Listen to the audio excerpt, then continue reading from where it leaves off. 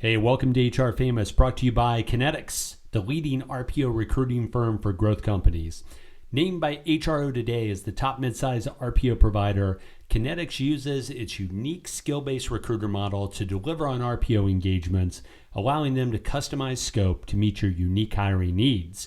If you have recruiting challenges and want to consider RPO as a solution, give Kinetics a call. Find them online at kineticshr.com. HR Famous is also brought to you by HRU Tech, a contingent staffing firm specializing in engineering, IT, and technically related placements across multiple industries. If you're looking for technical talent or searching for a career, look no further than HRU Tech. Find them online at hrutech.com and call them today.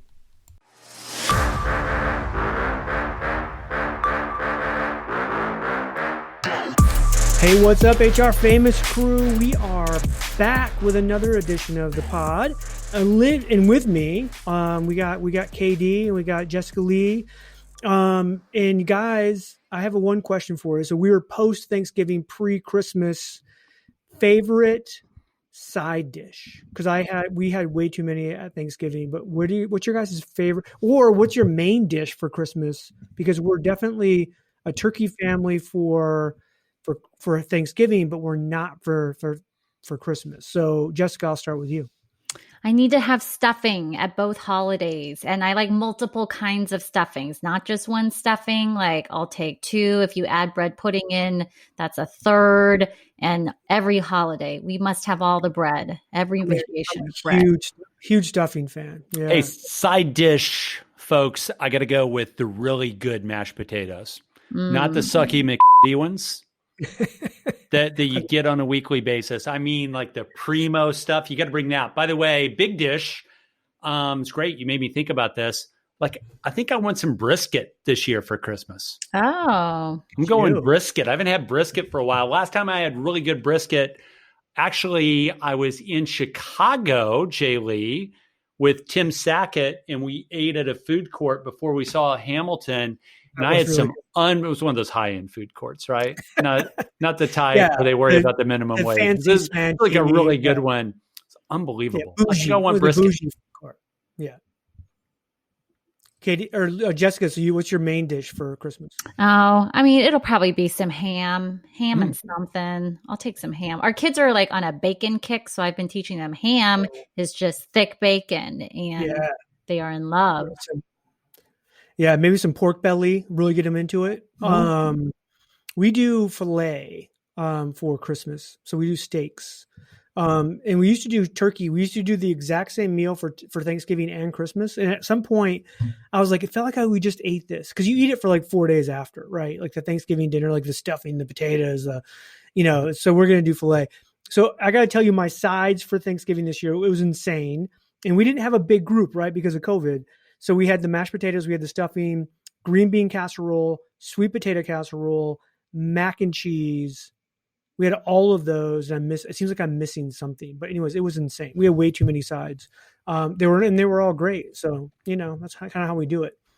So we got two things we want to talk about on the pod. One was something that kind of hit like social media in a big way, which was it's in TikTok. And we've talked about TikTok on here before, and our love, JLee's and I's love for TikTok, and me curating TikTok videos for KD. And it was this guy who mixes paint. He was working for Sherwin Williams, mixing paint and putting up TikTok videos, has a huge following, millions of followers and views. And they fired him. And they fired him because what was he doing? He was doing TikTok videos at work while they're paying him money. Now, so there's been a lot of people like literally came down on Sherwin Williams. I think Lowe's actually, and I mean, a bunch of people made this guy a job offer. Sure. Lowe's actually was the one that landed him. And so he will be taking his TikTok painting, mixing services to Lowe's. And I'm sure the marketing team at Lowe's will be all over it. We'll see some national commercial, unless we find out later that he's got like his mother buried in a freezer in his basement or something like that.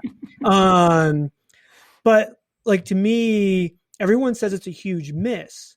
And I'm like, and I get that from a marketing standpoint, but from an HR standpoint, they did the right thing. Can you imagine if they're like, hey, we're letting Johnny just make TikTok videos all day working, Everybody else, go ahead. You can do it now too.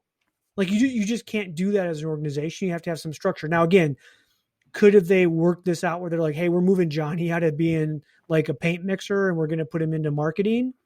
I would. KD, what's your thoughts on this? That's the play, right? And I have to say that I still haven't seen the TikTok video because I am reliant upon Tim Sackett's curation. Hey, I'll break it down to you in 5 seconds. He takes base paint. But JLee, I think, first of all, I got a question. Was he peeing in the paint? Like, No, I'm looking for what's the hidden thing. He wasn't. And Tim, to your point, somebody with vision has to like get in there and make him a marketing representative, individual contributor. You just do your thing. A content creator. Yeah. Yeah. It's going to be great. Right. Yeah. You have to realize that. Again, you know what this was. I mean, KD, we've all worked in these kind of like regional HR manager roles. The three of us have been HR leaders. And all of a sudden you go, we're just basically, we're sitting there and someone calls and the manager calls and says, hey, Johnny's over here mixing paint and putting TikTok videos up. And I'm pissed off because all he talks about all day is TikTok videos. And they're like some regional HR person who has no idea what the hell TikTok is or whatever goes, well, yeah, let's write him up and fire him. We don't think about it. And then you go, oh crap, this dude's got millions and millions of followers. Yeah, but you say that's like, that might have been the right thing to do from an HR perspective, but like, should there not have been some kind of investigation into the situation? We don't know there wasn't. There was. He was mixing paint at work. In an unauthorized fashion, JLee. No, but like as a part of that investigation, like someone had to go to TikTok and say like, oh, okay, so this is what he's not peeing in it. He's mixing colors and making these visual. No, by the way, that yellow paint, JLee, as it turns out. Go ahead. Sorry. No, but like you would hope that like as a part of some kind of process, someone would have flagged and said, you know what, this guy has all these followers. We're going to hear about it if we fire him. And maybe that's the right thing to do. But like the backlash of what happened, I actually think that like they have egg on their face more than. Sure. Yeah.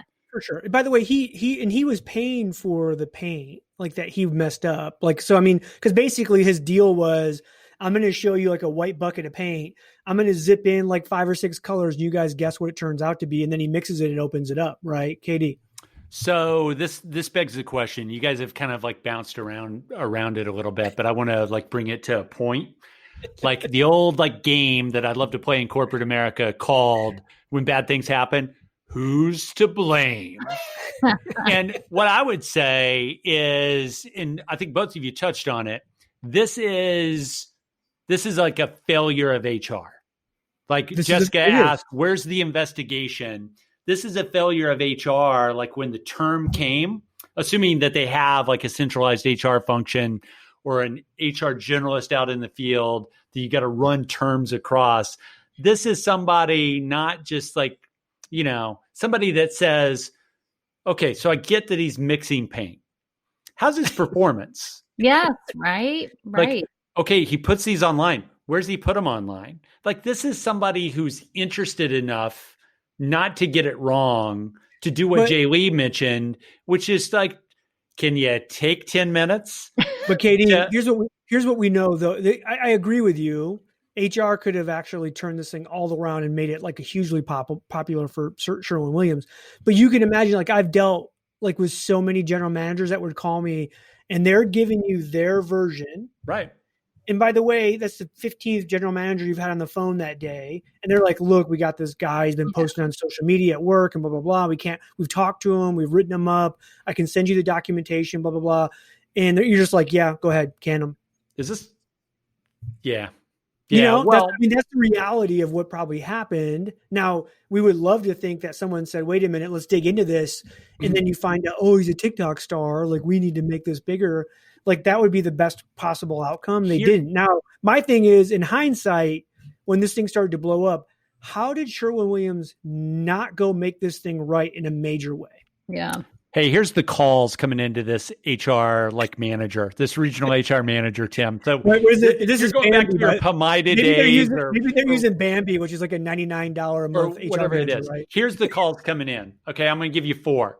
I'll give you 3 or 4. Okay. First of all, John touched someone inappropriately. Please term him. Goodbye. Click. Jenny, turns out we've got her on video stealing cash. You need to term her. Goodbye. Ricky dropped somebody out of a cart. Yeah, go ahead and term him. Ricky's mixing paint and has 260,000 followers on TikTok. Bing.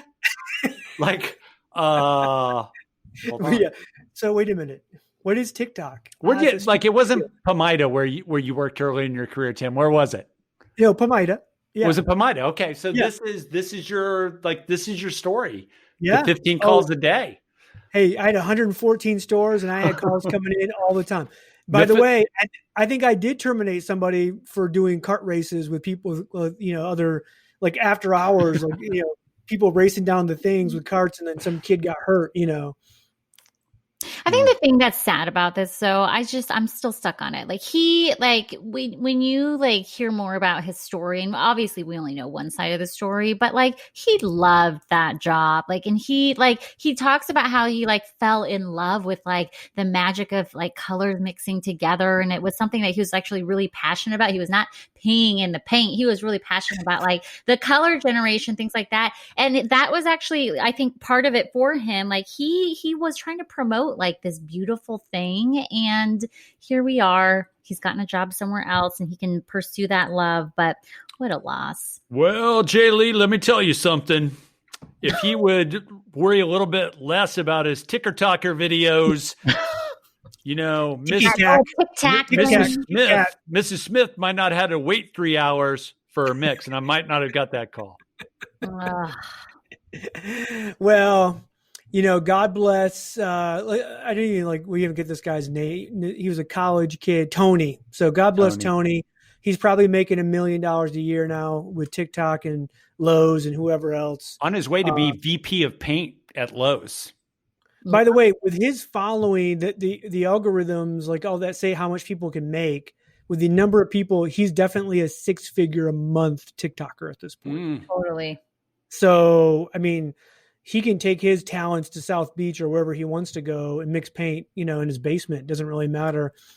He's going to be just fine. And again, I'm assuming that after a while you get sick of watching paint mixing videos, and that'll die off pretty quick. You haven't gotten I know. tired of it yet. We're not going to get sick of it. No way. Yeah. So Tony, keep that job at Lowe's. And Sherwin Williams, fire that regional HR manager that made that bad thing. All right.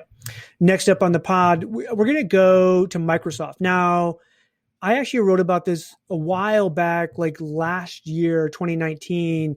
Microsoft did release some really cool stuff. And it was actually, I think I talked to the folks at Microsoft at the SHRM National Conference in 2019 about my analytics and all of this great stuff, where they were helping people understand how they were spending their time between their email and their calendar and all this good stuff. They were able to give you hey, by the way, you're wasting 5 hours a week in meetings with 75% of the same people. If you condensed it down to 2 meetings, you could save yourself 3 hours, that kind of thing. It was really cool stuff. How can you help yourself be more efficient, be better at work? And then just here in October, they released the next version, which is called the Microsoft Productivity Score, which a lot of people are saying, hey, this is just a workplace surveillance software. Microsoft is saying, no, this is just another way for IT and different people to understand, how are the products being used that IT is paying for. But at the same time, you can actually really start to pull in things like, hey, I can see how many email messages or messages that somebody did an @ sign, right? So if they were using social media or they were doing, different things like that, I can see if someone turned off their camera in Teams and how many times did they turn off their camera in Teams, for how long was their camera. I can see when they're logged in. I can see when they're logged off. So there's definitely an aspect of this that is, kind of workplace surveillance. JLee, in a remote work world, as we're moving into more and more, isn't this didn't we know this was going to come? Didn't we feel hey, if you want to work at home, guess what? Someone's going to be checking up on you.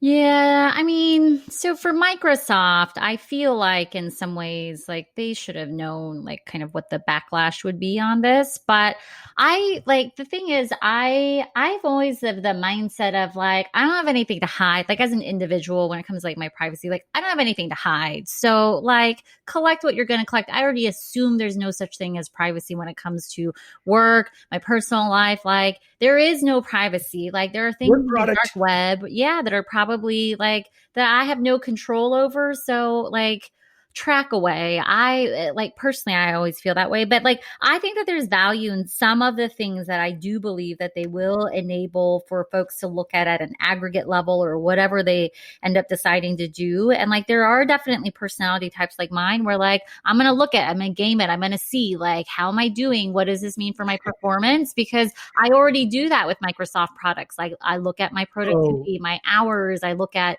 like who am I connected with the most and emailing all the time. And like I think those things are interesting. But Katie, how quick do you start to put a scoreboard together on the productivity scores of your workers at Connecticut? I've already got the dashboard going. What are you talking about? Well, first of all, shout out to Microsoft for making the productivity score out of 800. So it really like runs concurrent with your credit score. And I can't wait for the comparisons of that to come. Couple things here as I was listening to JLee like react to this. I think, first of all, I'm probably more interested in the aggregate data for managers and directors related to who has teams that are engaged in doing stuff. I'm less interested in the gotcha for an individual. Yep. I'm more interested out of like, if you're at a small company, you've got 5 or 6 managers of people. I'm more interested to see who within their own personality and the kind of subculture that they create is getting people to work, getting people to use the tools. Because I think if you had somebody, JLee, I'm going to the productivity score out of 800.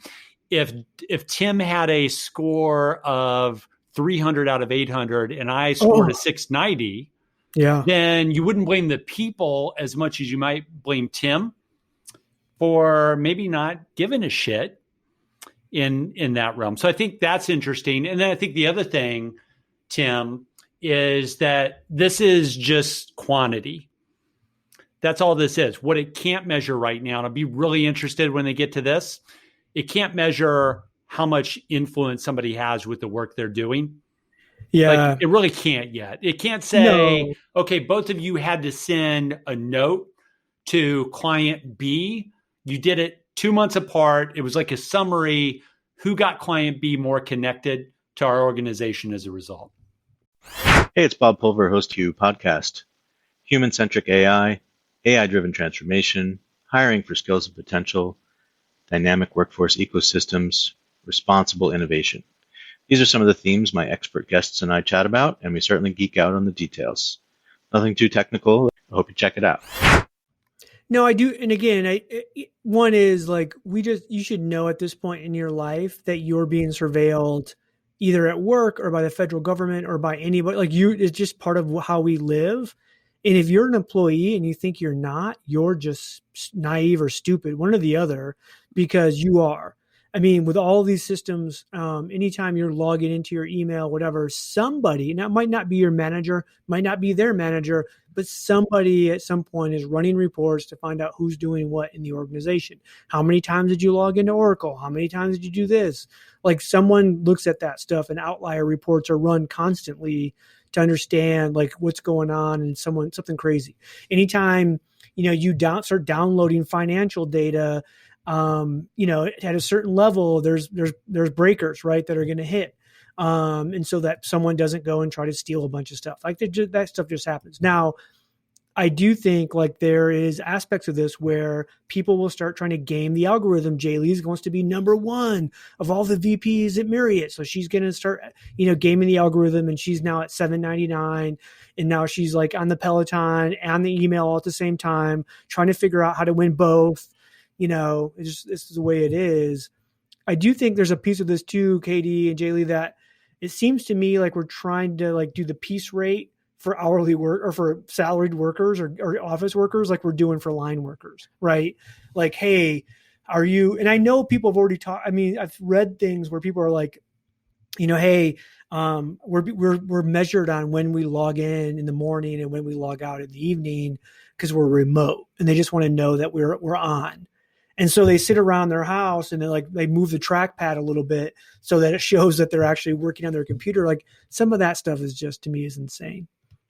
Tim, it sounds like you have some experience moving that mouse to make sure that your view is productive. I don't have to, because I run the dashboard. I run the dashboard in my company. I don't need that. Like, I just, Hey, both of I you turn laugh myself off from being measured. Speaking of surveillance, I know all of you probably have a friend that if you look over their shoulder at them using their iPhone, they view everything on private mode. And if you ever ask them, they're under the impression that they're not being tracked just because they're in private mode. Like, I've actually had that conversation with a friend in the last 3 months where I'm like, no. Hey, so you still get Google like on your phone? Like, don't put the house on that senator campaign that you're thinking about. That's funny. So shout out to Microsoft. Actually, when I met with their product team that put this together, I truly feel like these people they had the best intentions at heart, right? They truly want to try to find something that will help people be better at their job. Because if you're better at your job, you're more likely to make more money, more likely to be promoted. They have the right intentions at play. It goes back to kind of the classic Google, tagline of, are you using this for good or evil? What are you going to use it for? And I think if companies are out there and they're helping their employees understand, hey, we have all these great training development courses and we want to help you move internally. And if you have the right culture, this is a positive. If you have the wrong culture, this becomes one of those negative hammers. But Katie, I love that you went to the team side of this, because there's going to be some CEOs going, hey, I want the average of all my teams. I think it's about the aggregate, not the outliers. JLee, get this. Could push the wrong behaviors, right? JLee, get this. In the Business Insider article, this is a money paragraph. Working from home during the pandemic has highlighted the problems of workplace surveillance. In March, downloads of a tool called Sneak, which takes pictures of people every 5 minutes through their webcams, shot up tenfold. Holy hell. Yeah. Isn't that crazy? By the way, I've seen this with high school kids are doing this, where they're actually doing a video from this angle of themselves, like working. And then they put a tripod up and put it up to like the little camera. Yeah. And when they have class, they'll actually show themselves just kind of sitting there doing stuff, taking notes, writing. And so that they don't have to go to class. Like, if there's a way to game a system, people are going to find a way to game a system. So that is what it is. But all right, that's what we have for today, folks. I'm going to get these two out of here on this question, which is financial in nature. And I know that we have family members that listen. What do you spend on your siblings for the holidays, whether it's Christmas, Hanukkah, Kwanzaa, whatever? Well, how much money on average do you spend for your siblings?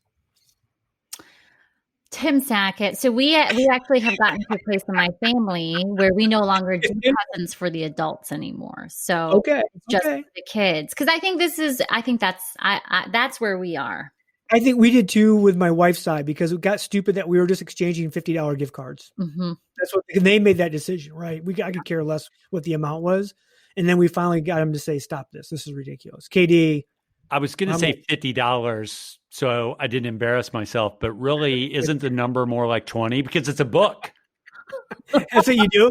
It's a book, right? It's like, how many books have I gotten where it's like, oh, hey, I got you the 9 Faces of HR. I think you're really going to like it. And I'm like, holy hell. What I wanted Talent Fix. I didn't want the 9 Faces of HR. Although that assassin looks cool. The Amazon on Black Friday, the Amazon did give the algorithm of 9 Faces to me, which I'm like, I already bought this. Why would you be putting this in the algorithm? Buy it again, Tim. Buy it again. Christmas gift. I'm a big gift giver. Like, you and are. I don't do that because I don't want that in return. In fact, I hate getting your gifts love from language. people. But like, I love, like, I have a younger brother who's 15 years younger than me. So growing up, I was able to get him things, because I was starting my career, and my parents, you know, they're old parents kind of people, like they wouldn't buy him Jordans. So I could buy him a pair of Jordans. And like, I've never stopped that. I always want to buy people something for themselves that they wouldn't buy themselves, because they think it's like, oh, I wouldn't buy a new pair of Ray-Bans. Like, I want to buy them that, right? Because it's like, it's just, yeah, just there you go. I bought Katie a book with a dirty word on the front of it. So anyways, when you're out there, buy people presents because you want to, because it makes you happy, and buy them stuff that they wouldn't buy themselves. We are out of here, folks. We will be back next week with another edition of HR Famous. For Chris Dunn and Jessica Lee, I'm Tim Sackett, and we are out.